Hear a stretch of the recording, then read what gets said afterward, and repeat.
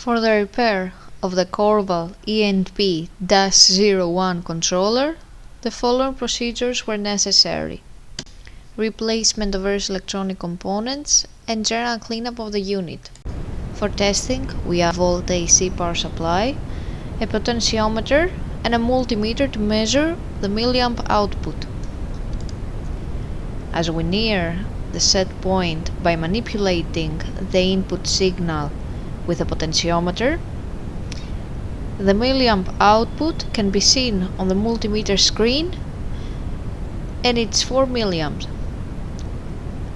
As we get further away from the set point, the milliamp output is 20 milliamp.